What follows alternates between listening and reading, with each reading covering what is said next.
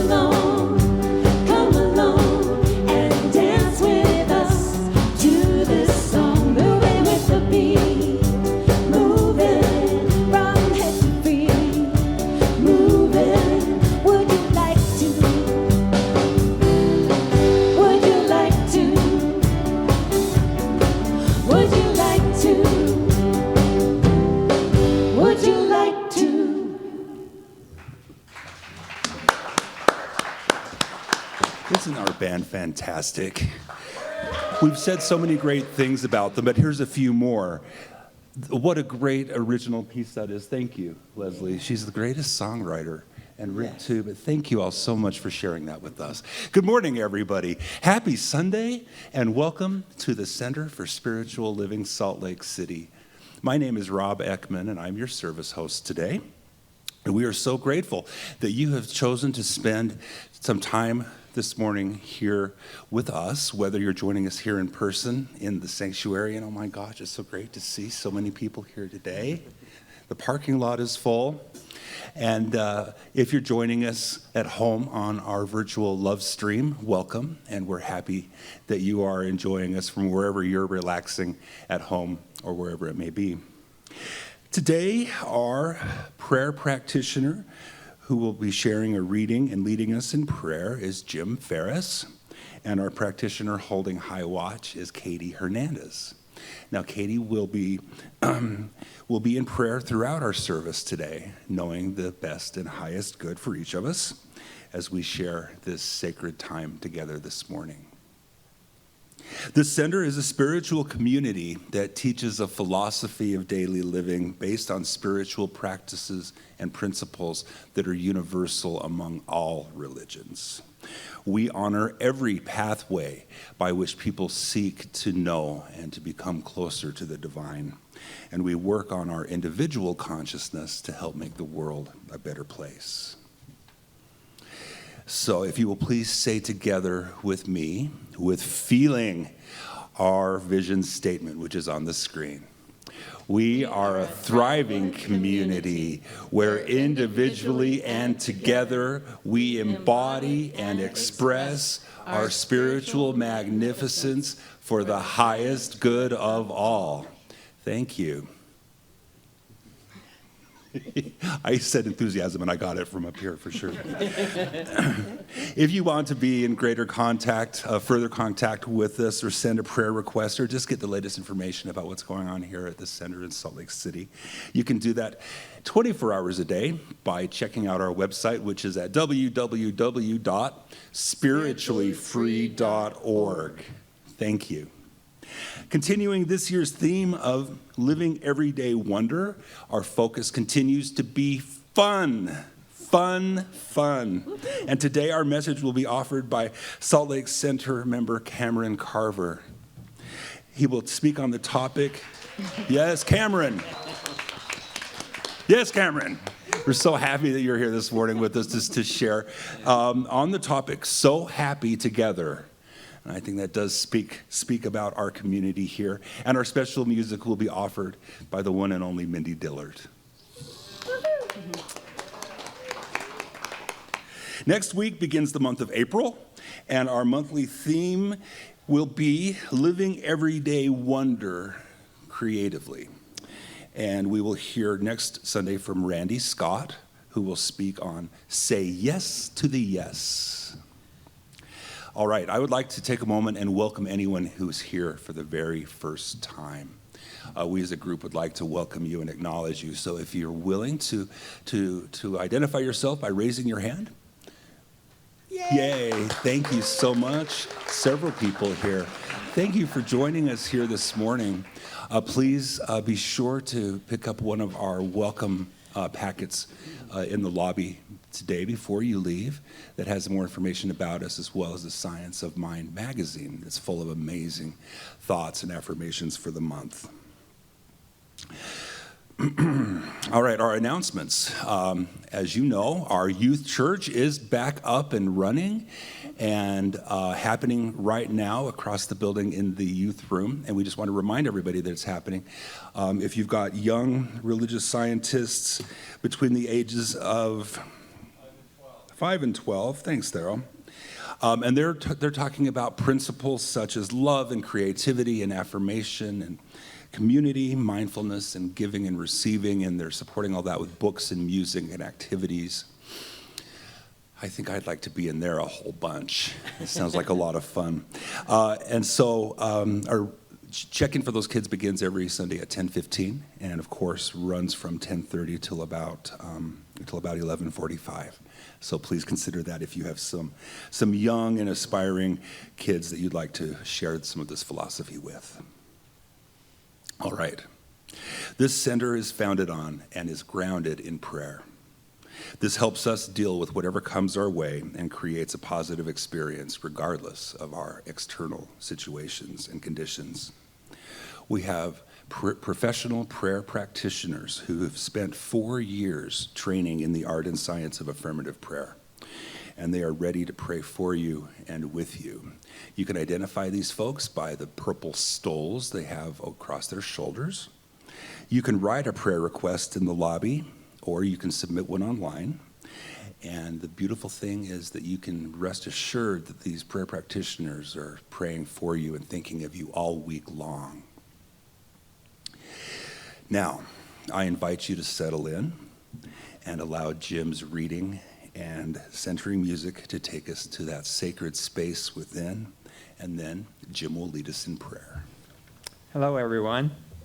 Today, I'm going to read a reading by Ernest Holmes called I Sing Life's Song of Joy, adapted from his compilation of his writings, 365 Science of Mind, A Year of Daily Wisdom.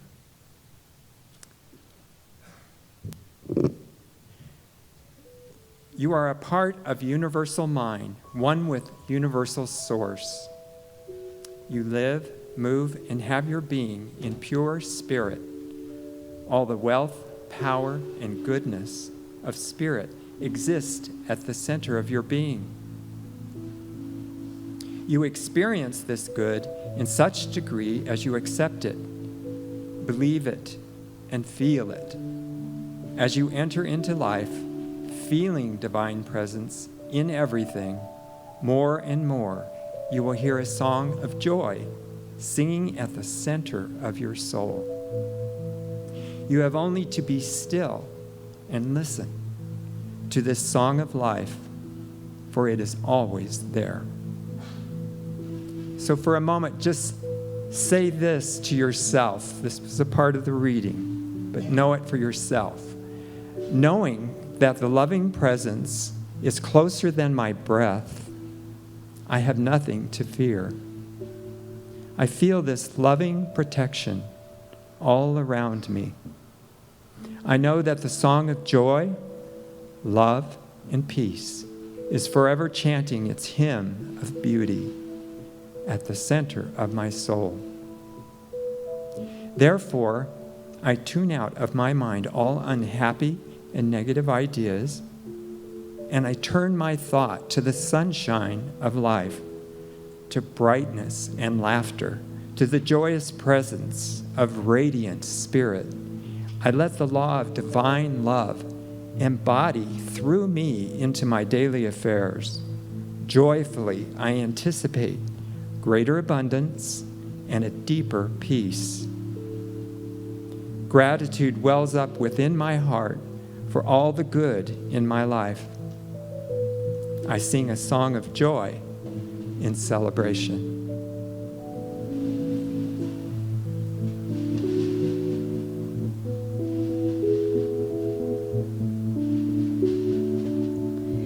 Into the presence would I enter now, for I am surrounded by the love of God. Let me be still and listen to the truth. Let every voice but God's be still in me. Let me remember I am one with God. Peace to all others, they are one with me. Let me remember what my purpose is. Let all the world have love and peace with me. Let all the world have love and peace through me.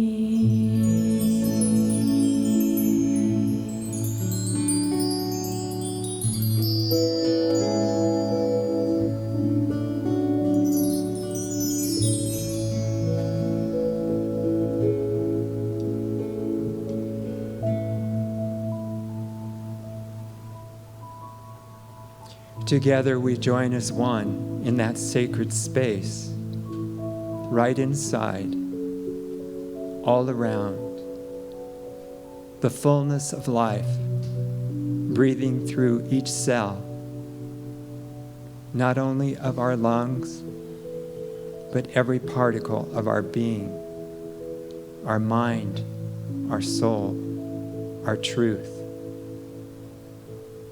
This divine presence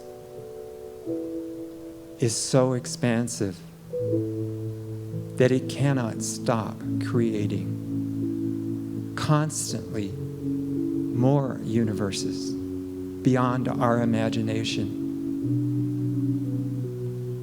allowing us to be a part of that divine perfect order, as above, so below, so within. As we come together to celebrate this life, this love, eternal peace, infinite joy. I am so very grateful, as are each of us, for this wonderful music, this song of joy, multiple songs of happy community.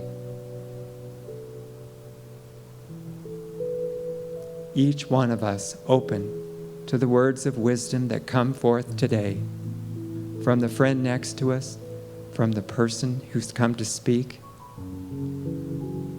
to ourselves embodying and speaking our truth to one another. Together we say, and so it is. Thank you, Jim.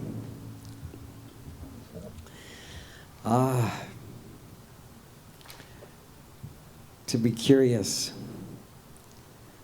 to allow ourselves time to imagine,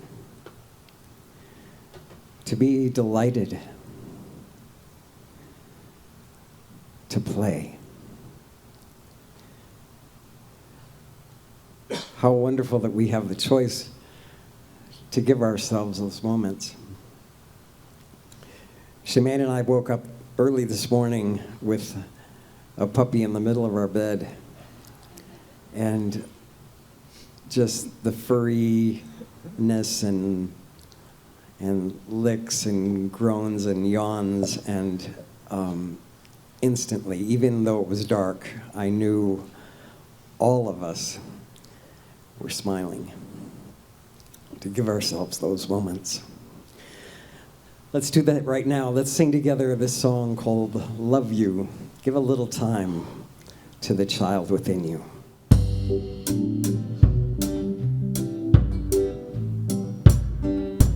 Give a little time to the child within you. Don't be afraid to be young and free. Undo the locks and throw away the keys, and take off your shoes and socks and run you. Give a little time to the child within you. Don't be afraid to be young and free. Undo the locks and throw away the keys, and take off your shoes and socks and run you. Run through the meadows, scare up the milking cows. Run down the beach, kicking clouds of sand. Walk on windy weather day, feel your face blow away. Stop and listen, love you. Play like a circus clown, put away your circus frown. Ride on a roller coaster upside down. Waltzing Matilda, Carrie loves a kinkajou. Joey, catch a kangaroo, hug you.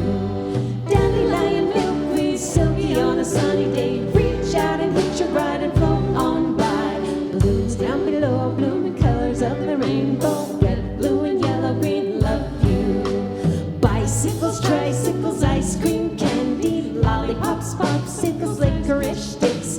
Solomon, Grundy, Raggedy Andy, Tweedledum and Tweedledee, home free.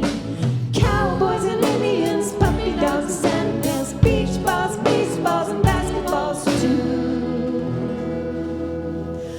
I love forget-me-nots, flutter, nutter, sugar pops.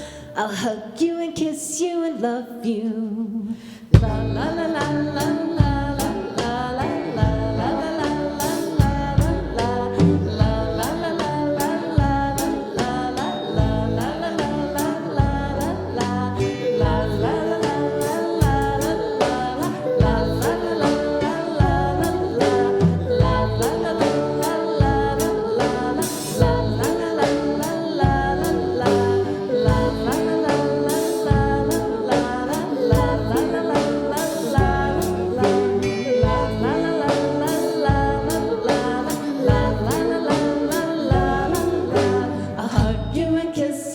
love you.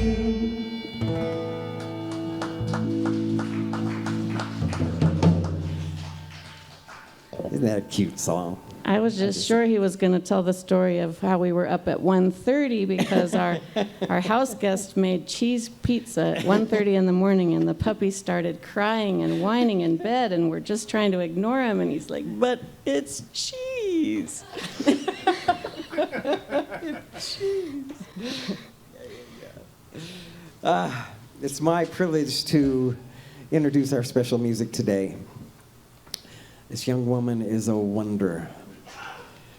She's a mom, a wife, a singer-songwriter, a nursing student, and just one of the brightest lights in the world.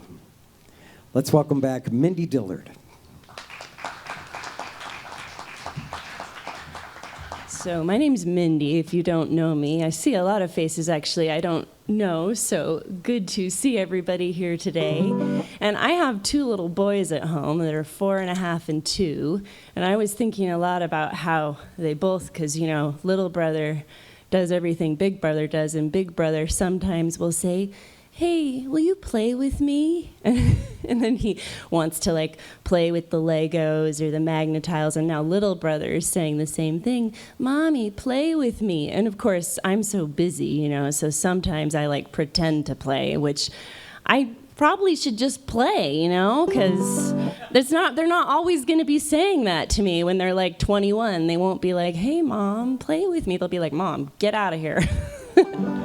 Maybe not. Maybe it won't be like that. But I was also reflecting on a couple years ago. I lived in a house, and this was before little brother was born, so it was just the older one who's 4.5 now.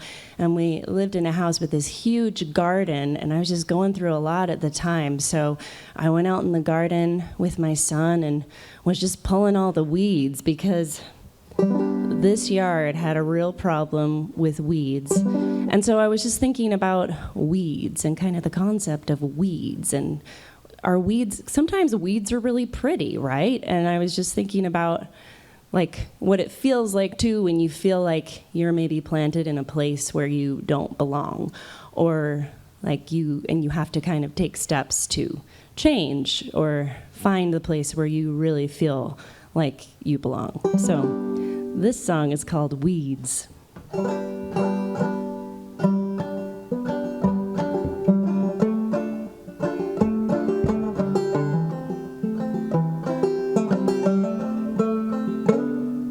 The dandelion's got quite the tight root. I'm digging with my fingers, still I can't get through. The earthworm is laughing as I try. I'm pulling and I'm panting. Finally that root flies. I don't want to be a weed in someone's garden. I want to find a place where I can grow. I am not a weed in someone's garden. I'm building a garden of my own. The bindweed is a sneaky little spy. Each new patch I gather reveals more leafy eyes. My son is eating dirt behind my back, but when he grins, I've got to forgive him for that. I don't want to be a weed in someone's garden. I want to find a place where I can grow. I am not a weed in someone's garden. I'm building a garden of my own. I don't want to be a weed in someone's garden. I want to find a place where I can grow. I am not a weed in someone's garden.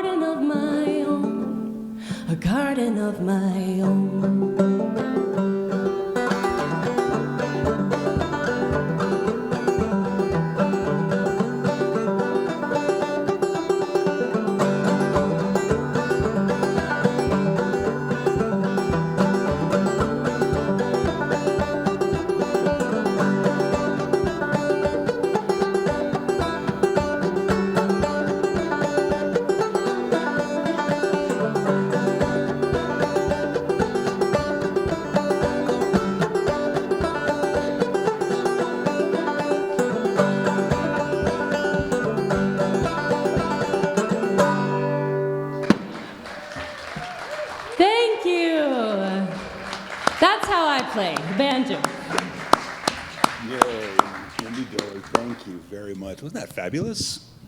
Thank you, Mindy. Well, it's my honor to introduce our speaker today, someone who knows how to have fun and is enthusiastic when he shares it with us. Kamrin Carver has served in various capacities with our center over time, including our core council. He's worked with the kids, and he's also been a practicing practitioner. Now he serves his community by running a recovery center, and today he's going to share his love of life and fun with us. Ladies and gentlemen, please join me in welcoming Kamrin Carver.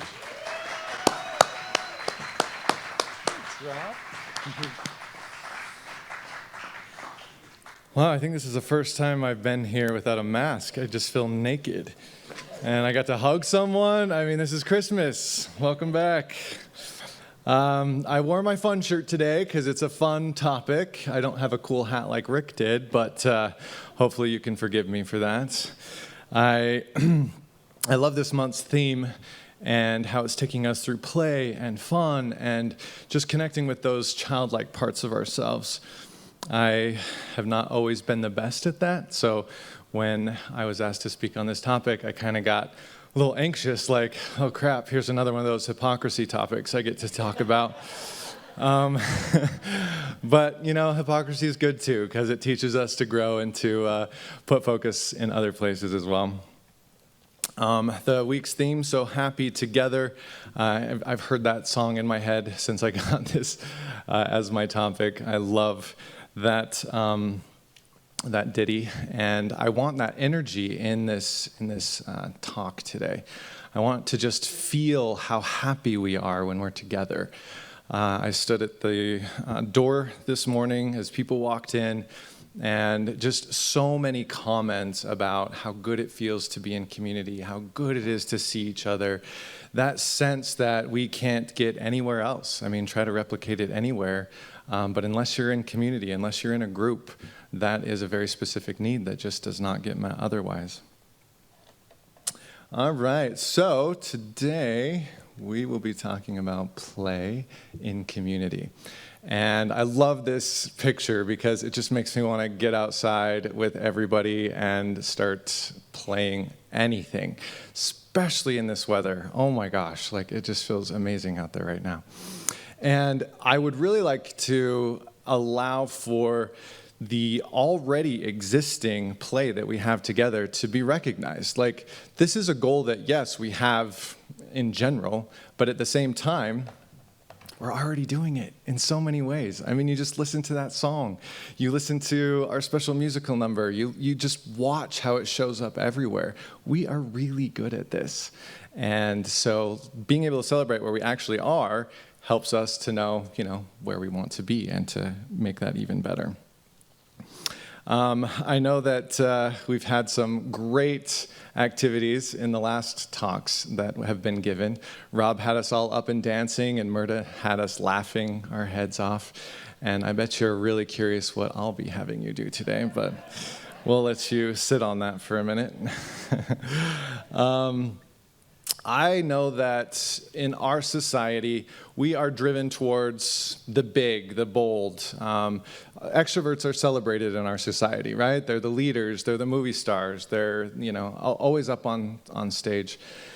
And I am not one of those people. Like, I know that is really contradictory to most of the way that I live my life, but I'm an introvert, and I get very tired if I am in community for too long.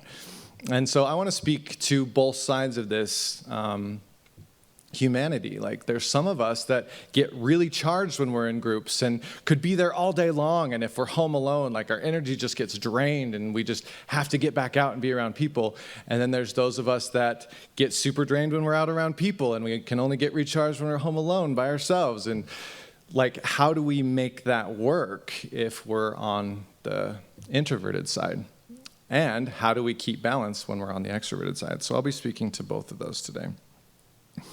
As we begin this discussion today, there is a gentle reminder that I'd like to bring your attention to.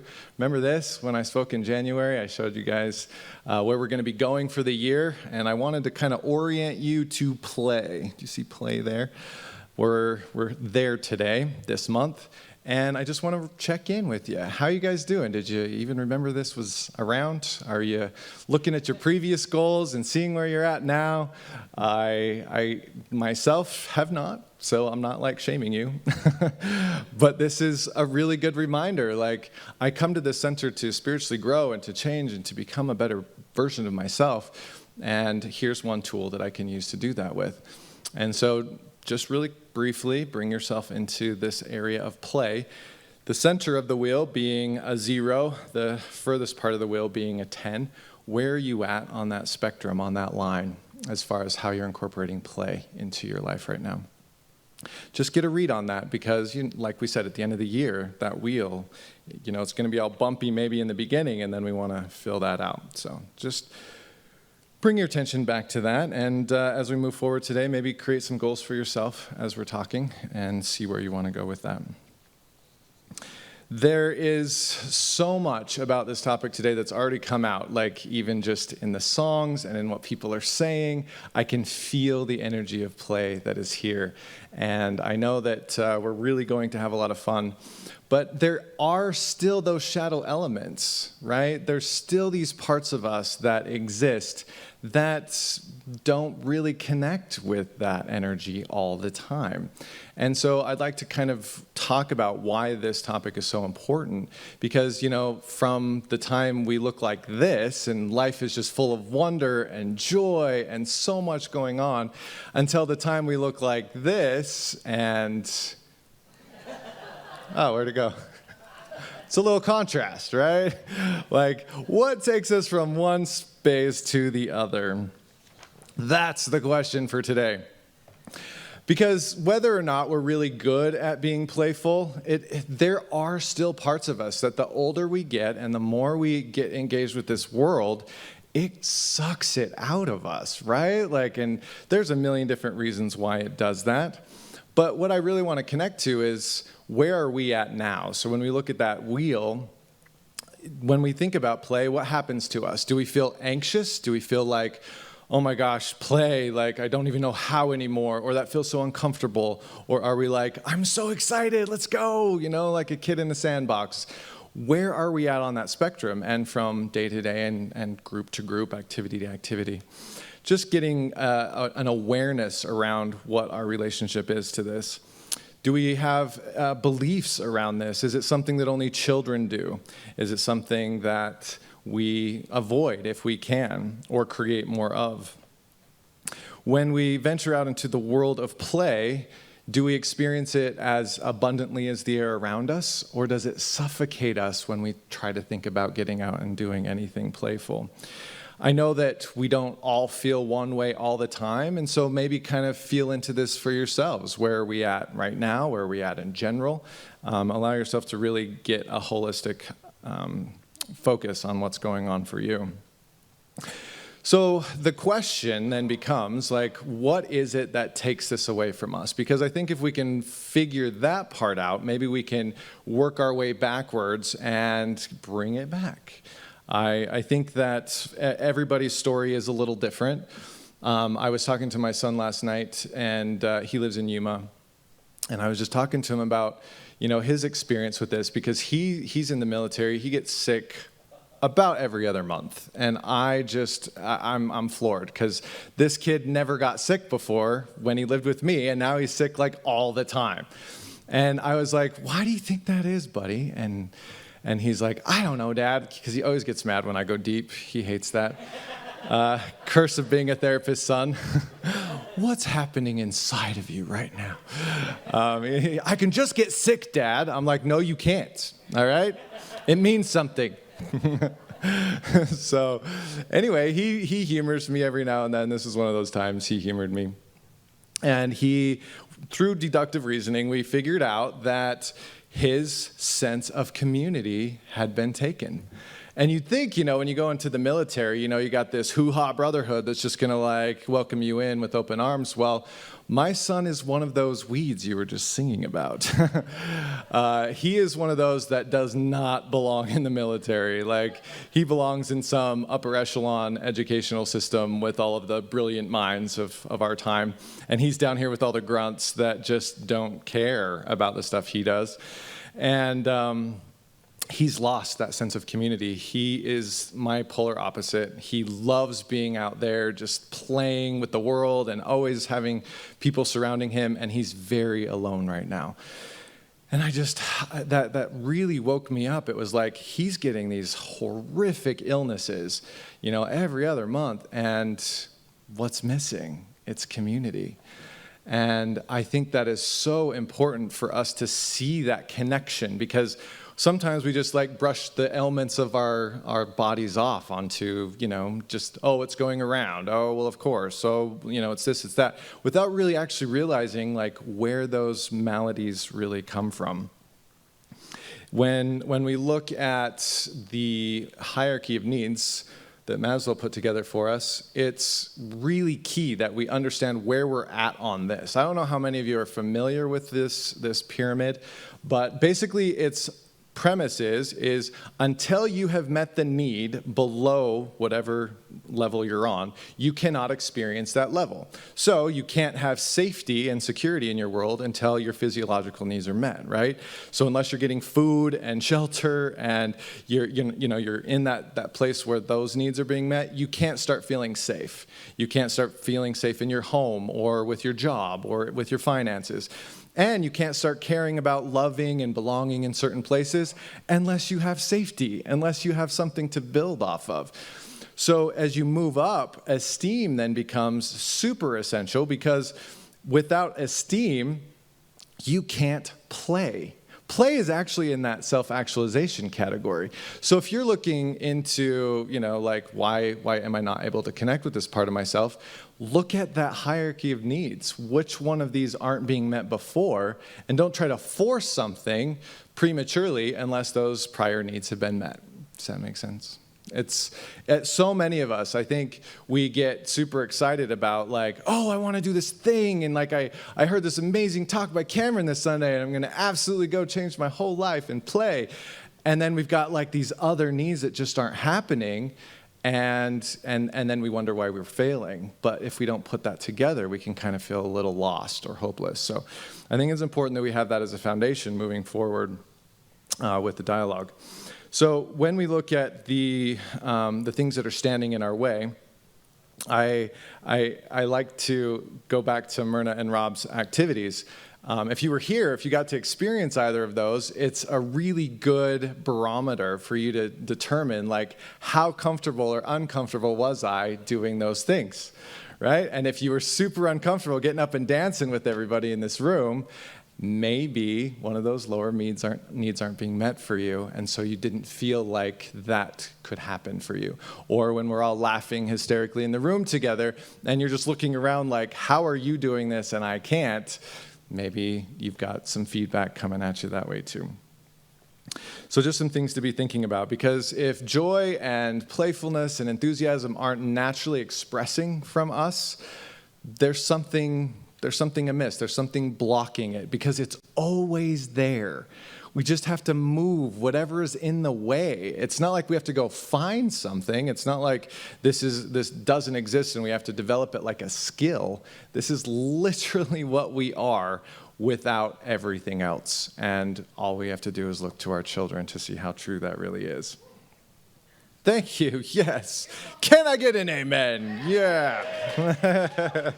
All right. So the affirmation that we were given today through church headquarters is, I am joyful within my community. Now, again, pay attention to what your body does when you read those words. Do you feel aligned with that? Do you feel like you're disconnected from that? Do those words mean nothing to you?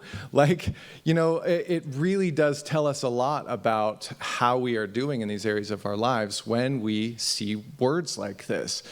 What is our experience with community? Have we had joyful moments? Have we been able to play? So much of our experience of that is what we've actually done. And what we've done then is our template for what we're going to do in the future or what can come after that. So I think that, what Rob did with us and what now Kevin's doing with us and making sure the community gets together often and having fun is really important, really essential, because it takes what we do on Sundays and it pulls us out into the rest of our lives. Lots of us have nowhere else to play but here. This is our only sandbox, right? We don't have friends that we call up and say, hey, let's hang out, let's do a movie or whatever. So this becomes that place. And then bringing people that are important to us into this space so that they can then create more of that for us and for those around us. So it becomes a community effort. I look at connection as probably the most important aspect of mental health that we have at our disposal. I do specialize in addiction and that recovery world, like Rob pointed out. And the number one barometer that I use in that intervention is level of connection. So when somebody is struggling with mental health issues or addiction issues, it's usually directly related to how connected they feel to community. And so that's where I go, and that's where we start to focus, because as we're robbed of that part of our world, we start to get sick, we start to wither, we start to die like a plant without the sun. And so if you're feeling any of these symptoms in your life, like things just aren't what you want them to be, it's probably because this area is lacking sufficiently. Charles Schaeffer once said, "We are never more fully alive and more completely ourselves or more deeply engrossed in anything than when we are playing." So yes, this is true, right? And we can play all day long with ourselves, but sorry. We can play alone all day long. And we can only get so far, right? But unless we start to engage with others, there's something that's lacking, right? So like, it's important that we play, and we do have that time that we can get playful in those alone times. But it's also important that we do so with our community and with others as well. Because if we're going to truly understand who we are at our deepest level and take ourselves to the breadths that we are capable of going, this is how it's done. This is our vehicle. So as we kind of go back into our past, we can see that the human species is a pack animal, right? Like we cannot survive on our own. We absolutely have to have each other. And that's why solitary confinement is one of the worst tortures that we can inflict upon each other as human beings. I'd like to bring this point home a little bit. If you can go back into your past, if you can just think back really lightly, really generally upon the last time that you, let's say, built a fort as a child, or the last time that you played with dolls with your friends when you were little, the last time that your friends asked you to come out on a play date and you went over to their house. Can you even remember that last time? And isn't that so weird to sit and think, wow, there really was a last time? And yes, that chapter of our lives, that childhood phase of development, it did kind of weed those moments out. And as an adult, we can recreate them. We can actually continue that play. We can call our friends up and go for a ride through the neighborhood. We can build a fort in our living room and have some imagination time together. These aren't things that we literally have to leave in our past. As the statements go through our heads, we can really tell like where our wounding is. If our wounding is in time management, I don't have time to play. If our wounding is in, that's such a child thing to do, then our wounding is in the ability to connect with our inner child. We can tell by the excuses that we give, I'm too tired to do that, where the work really needs to be done. So, understanding where our spontaneous desire to play got left by the wayside, following those breadcrumbs, we can find our way home. For me, the wounding that I experienced really, really early on was as a young man. I was blessed with enormous amounts of self-loathing and internalized homophobia. Those were the gifts life gave to me. And I used them to destroy everything in my world. I think back to those days, and they were so dark. I mean, this little 11-year-old boy that's like, oh, crap, I think I'm gay. Like, that really sucks. But then back in those days, being gay in a little 11-year-old brain was like having AIDS. Those two things were the same. So, like, every time the phone would ring or the mail would come or I'd go to a doctor appointment, I literally thought they would just know I was gay and that I had AIDS and they were going to tell my parents. I mean, to think, like, that sounds funny now, but like a decade of just thinking, I'm going to spend eternity in darkness and I am never going to see my family again. Like, that's how I spent my youth. So, like, I didn't really play after that. And all of my energy and attention was just hyper-focused on making sure nobody knew these things about me. And if all my energy is going into that one direction, if that's like how I'm spending every day of my life, like, how much of that Maslow's hierarchy is being met so that I can go out and do these playful activities? So I tell that story to just draw you to your own story. Like, what siphoned your energy away that helped you to stay maybe in that blocked area of your life and of your psyche? We want to make sure that we understand ourselves well enough, because unless we know what got us there, it's a little more difficult to know how to undig what was buried. The way that I like to do this kind of work is clinical. This book is amazing, and it takes us back into all of that childhood wounding. It's the best inner child work that I've seen. I recommend it to as many of my clients as possible. And one of the quotes that stood out to me that really I thought would help us in our conversation today was this: toxically shamed people tend to become more and more stagnant as life goes on. They live in guarded, secretive, and defensive way. They try to be more human, perfect, or controlling, or less than human, losing interest in life or stagnated.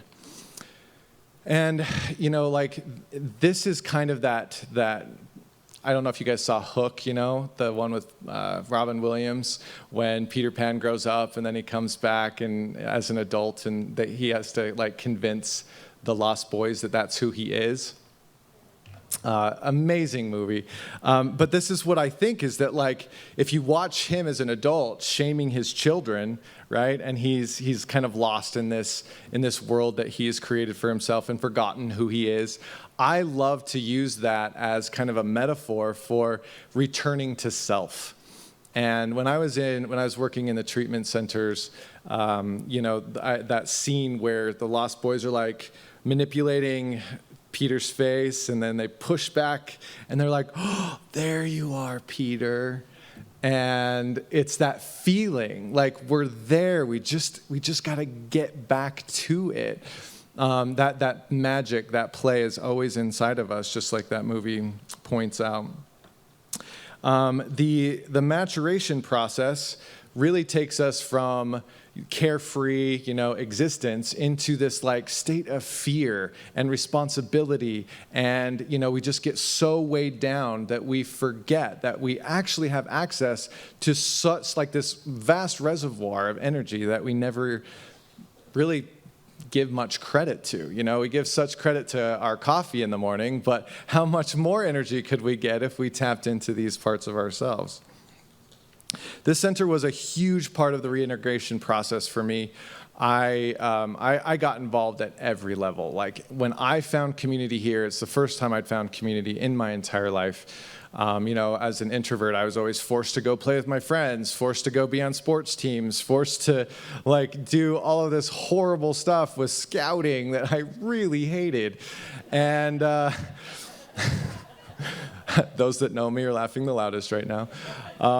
Because, like, that just wasn't me. But when I found this center, like Rob was talking about, I got involved in everything. Like, I could not get enough. I was volunteering everywhere.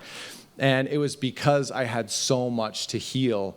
And I found the greatest joy with the teens, because being in that energy brought me to life. It took me back to the place where my wounding took place, and it showed me that I could heal by giving that kind of healing to them. So yes, thank you, absolutely. It was wonderful. So, case in point, right? Like, if you want to know where to heal yourself, find out where your wounding is and give it there, right? So that's how the breadcrumbs work. If we can go back to those places, we get to heal. And I think this community is a great place to do that, because there's so many areas where that can happen. Another way we can do this is to just find role models, like people who are close to us that we really admire and really want to be like. My grandma was this for me. She just passed away last month, and I mourn her energy more than like any death that I've experienced in my life, because she was this. She was 92 years old, but I'm telling you, till the end, she was in drama club. She was dancing in the kitchen with all the grandkids, great-grandkids. She was walking every day. This woman had so much zeal and zest for life that I can't imagine that some of that isn't in me somewhere. Like I can connect to that energy. I can be around her and to channel that and to make that my strength, right? That's kind of my touchstone. And I'm sure we all have people in our lives like that can inspire us and teach us and move us into these places that might feel impossible to go otherwise. I don't know how many of you know who George Bernard Shaw is, but he won a Nobel Prize. He was a literary genius, and he brought play into everything that he did, and all of his the plays that he wrote and manuscripts. And his philosophy is that we don't stop playing because we grow old. We grow old because we stop playing, right? Like, our bodies can look however they look, but we determine how old we are, right? And my grandma was the epitome of that. And so, I look to her as that example. Another thing that we can really use as a tool is that there are lots of different types of play. And I'm sorry, PowerPoint just gave me those icons. They don't make a whole lot of sense with the rough and tumble, but the others, they do. Maybe when you drink, it's rough and tumble. I don't know. That's as close as I could get. But the rest are pretty cool. So rough and tumble, I'll give you some examples. So when we look at play, I think we get really focused on it has to look this way. This is what play is. But that's so not the case. So in this category, tug of war, capture the flag, scavenger hunts, kickball, just like getting out and having fun with your body that way. There's ritual, chess, board games, anything where strategy's involved and you're using your mind. Then we've got imaginative play. This is where we paint, color, tell stories, craft, make music. Then we've got body. This is where we defy gravity, whether we're in the water or through yoga or roller coasters. We're propelling our body through space and we're letting it just defy all odds. And then we've got object play. That's when we bring things in like Legos, Jenga blocks, or build those forts out in the woods. The more that we open ourselves up to these options, the less we confine ourselves to thinking that it has to be a certain way. So, oh my gosh, this is going so fast, you guys. I have so much more. It's important to realize, I think above all else, if you take nothing away from this today, what you can really root in is the fact that all of our nervous systems are designed around protection, right? So if we get centered on, how much protection does my nervous system feel like it needs to have, we can go there and we can use that to show us how much we're being restricted. If you need to pull in a professional, NLP worker, energy healer, like do it. Go out and get a Reiki session going. But open this energy flow, because if your nervous system is always watching for that next threat, then play is not going to be an option. So that's the one thing that we can take out into our world and use it. Also, there is a slight call to action here, and that is get out and play. Like, if you can just, before you leave today, make one commitment to yourself that you're going to get a person or a group together, maybe go play a game at the park, maybe sit together at home and play a board game, maybe just go out and talk at a picnic near a lake or something. But commit to yourselves right now. I'm going to leave here and I'm going to bring that into my world this week. If you want. You don't have to, but it might be fun. Because play doesn't have to look a certain way. We can go do ecstatic dancing at the Krishna temple. We can sit with our friends and just have, a nice little cocktail party and still have that energy move through us. So I'd like to leave you with a little gift. This isn't as expressive as the two that I frightened you with earlier. This is my gift, and I love meditating. So if you could just gently close your eyes and bring yourself into the space, I would love for you to really connect right now to that inner child. And I want you to see that inner child playing its favorite thing. Whatever that was when you were young. When were you the most yourself? Imagine that activity that brings a smile to your face and that allows you to open to the energy we've created here. I want you to see that child in all of their energy. I want you to smell what they're smelling. I want you to feel the clothes they're wearing. Feel what life in that moment was like for that little part of you. And I want you to go to that part of you and ask, just like Mindy did today, will you play with me? And see what happens. Watch yourself play.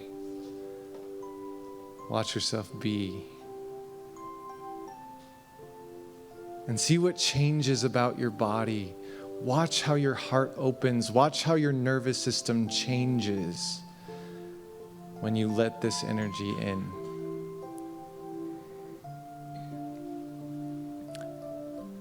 And with that energy, I'd like to move into a spiritual mind treatment as we acknowledge that God is all around us right now.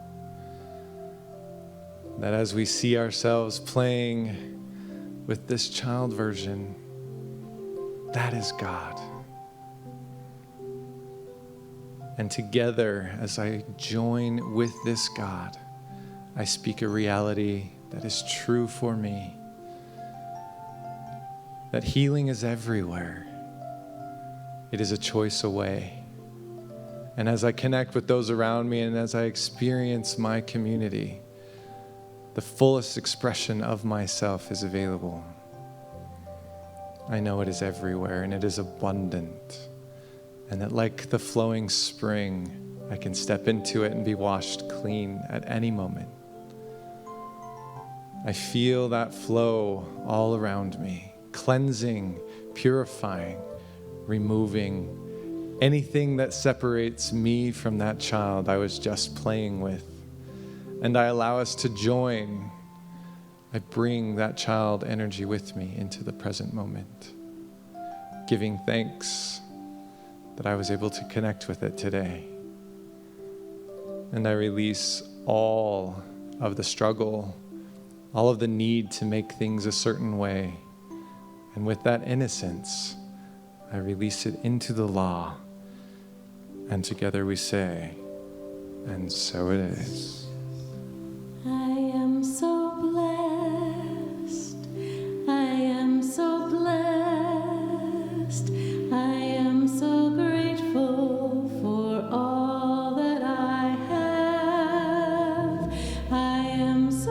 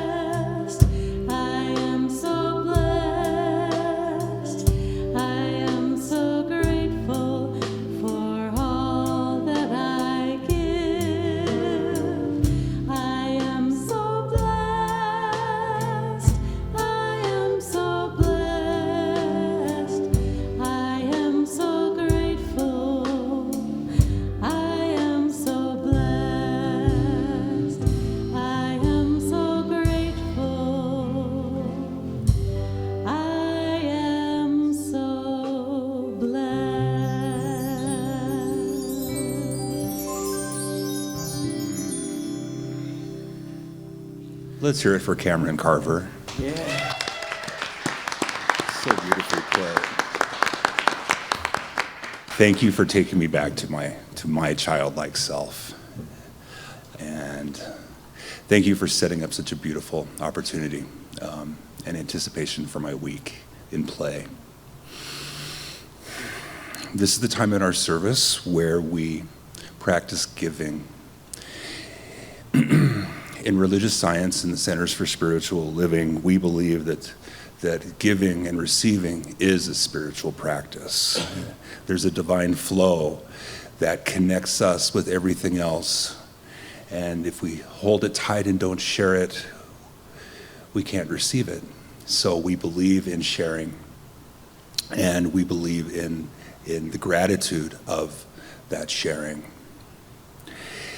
Whether you're joining us here in person or online, we'd like to remind you that this center operates on your giving and your generosity, and that whether you give via text to give or by check or by cash, I invite you to take that gift into your mind and into your heart. I'd like to invite the ushers to please come forward. And would you all please join me in repeating our giving affirmation. Divine love as me blesses and multiplies all that I am, all that I have, all that I give, and all that I receive. Filled with gratitude, I let this be, and so it is.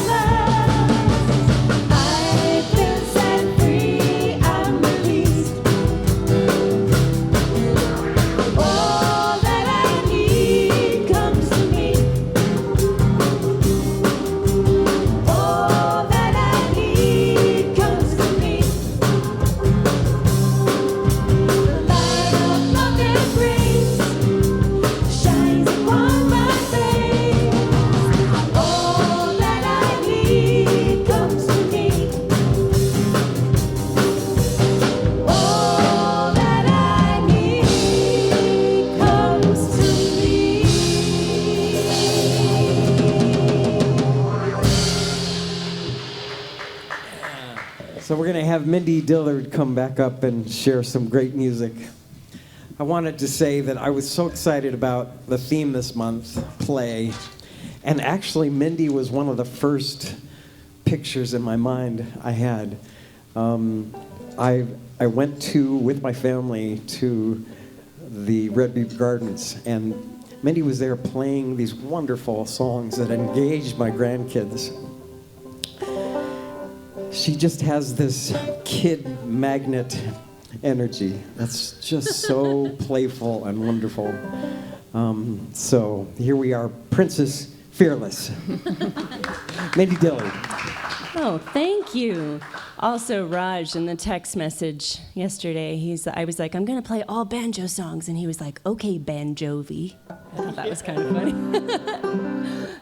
Yeah, Princess Fearless is something I do for kids and families at libraries and schools. And I haven't gotten to do it a ton because of the pandemic, but I think that's going to open back up again, so that's awesome.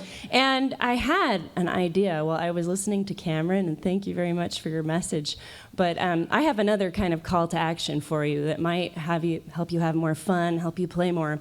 It's something my family does. So I don't know if it's because we've got little boys now, but we do this thing where we like name our houses, we name our cars, we name like parts of our houses. And we've been moving, and so we've had this ongoing argument for the last month about, because we knew we were moving to this place, and we were like, it's the poo-poo palace. No, it's the stinky house. No, it's the dragon castle. And so I think it's the dragon castle, but and then it's got all these fun things in it because it's 3 floors, and there's all these like under the stairs little cubbies, and there's like storage places.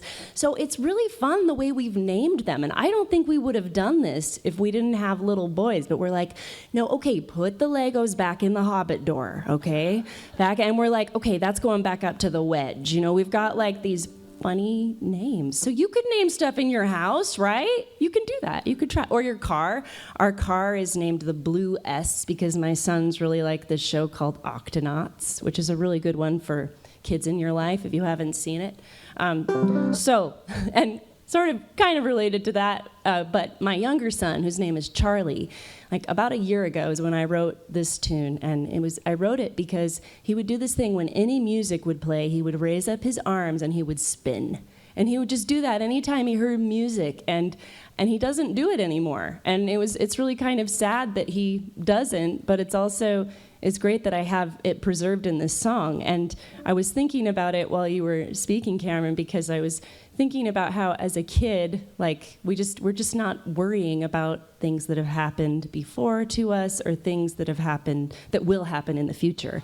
And I thought about being a little girl on the swing set and jumping out of the swings. That was my memory that I went to. And I just was thinking about how much lighter I felt when I wasn't thinking about the before or the after. So here's this song. It's called Charlie Dance. Actually, I don't know if I completely have a title for it, so if you have a good idea later, let me know.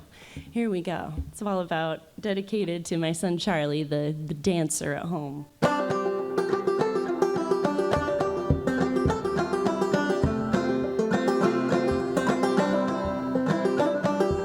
Charlie spin, Charlie dance around the room with no pants, joyful smile on his face, jumping on his little feet, scrunching up his dimpled cheeks. He's moving with such a clumsy grace.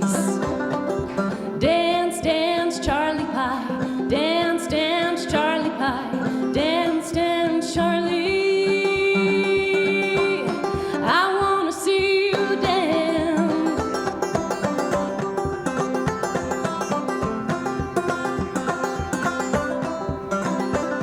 Spin round the dirty kitchen floor and through the hallway out the door. Toes tickle the grass in our front yard.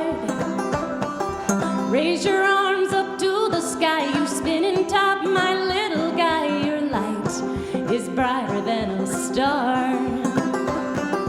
Dance, dance, Charlie Pie, dance, dance, Charlie Pie, dance, dance, Charlie. I wanna see you dance.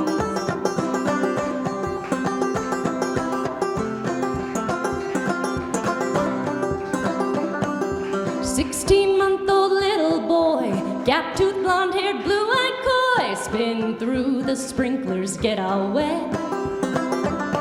He likes it when I clap my hands. He spins around and around again.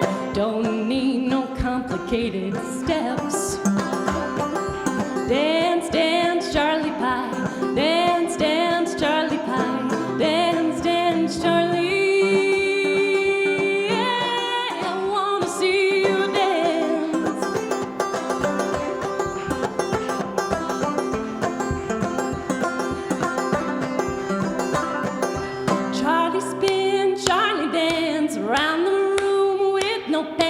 Joyful smile on his face, Jumping on his little feet and scrunching up his dimpled cheeks, he's moving with such a clumsy grace. Oh, moving with such a clumsy grace. Oh, moving with such a clumsy grace. Oh, moving with such a clumsy grace.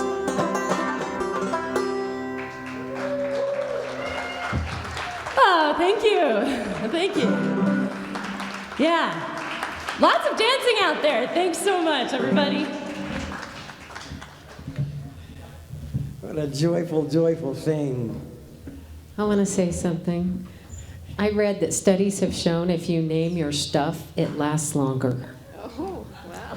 Well, and the kind of name you give it can affect that too. So, yeah. Interesting. I read somewhere if you dance without pants, you live a lot longer too. Yeah. Oh, awesome, Mindy. Thank you. And thank you, Kamrin. I just wanted you to just keep on talking. I didn't care what time it was. Wonderful, wonderful message. Well, we've come to the close of this month, and it doesn't mean that it's the end of play. So take all the message you've learned each week and this homework that Kamrin gave us. Let's integrate more play into our lives. It's effortless. Or get a dog. That'll do it. So I'm going to ask us all to stand if you'd like. We're going to sing our closing medley. We're going to dance. We're going to be in the moment and feel free. And then we're going to sing the peace song.